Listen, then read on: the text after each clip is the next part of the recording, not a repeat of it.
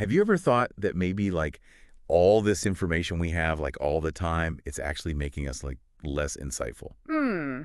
That's what we're going to like dive deep into today with this really interesting social commentary from like way back in 1846, believe it or not. Okay. It's Søren Kierkegaard's Two Ages, a literary review. And just to make it even more interesting, he published it under the pseudonym Frater Taciturnus. Oh, wow. Okay, so Frater Taciturnus or Silent Brother. Right. That's interesting. I know, right? Yeah. So mysterious. It kind of gives us a hint about Kierkegaard's approach here, I think. Okay. He's not just reviewing a book. Right. He's using it to look at and critique the society he was seeing forming all around him. So it's like a book review. Yeah. That's not really a book review. Yeah, kind of, sort of. Got it. Yeah. Okay, but like, why should we care what some Danish philosopher from like almost 200 years ago thought about his own time? That's a great question. I think what Kierkegaard saw happening back then in the shift from the Age of Revolution to his own time is a shift that we're still like struggling with today. Oh, interesting. He saw this change from like passionate individuals who were willing to, fight for what they believed in to what he called spectators. Okay. These are people who like analyze and observe more than they actually act.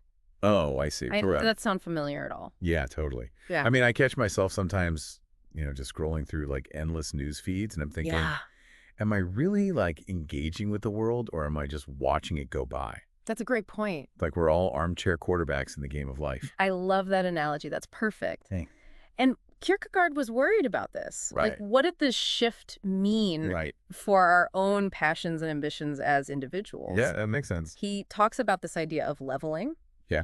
And he says that envy becomes this like driving force in society. He actually uses this powerful metaphor in the book. He says, the Age of Revolution was like a volcano, spewing fire and passion. Now it's like an immense swamp teeming with these tiny envious creatures all trying to drag each other down. That's a crazy image. I know, right? So like instead of being inspired by like excellence, we're more likely to like tear other people down. Exactly. That's what he was getting at. Wow. Kierkegaard argues that this leveling creates this pressure to conform, to not stand out. Okay, yeah. It becomes less about, pursuing your own excellence as a person and more about fitting in with everyone else. Okay, so I'm seeing a connection here. Okay. We're so busy like watching and comparing ourselves to other people that it like drains our energy.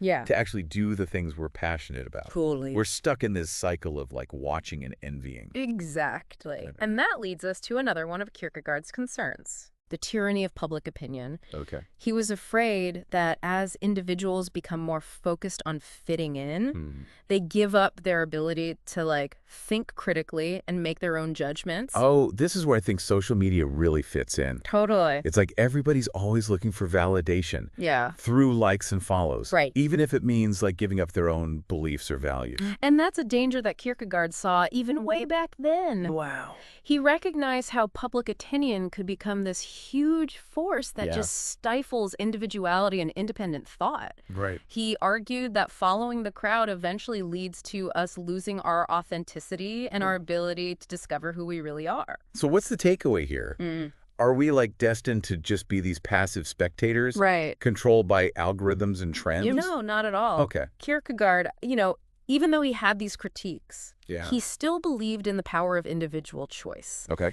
He wanted his readers, and us too, Right. to resist that pull of conformity and to cultivate our own passions and convictions. Yeah.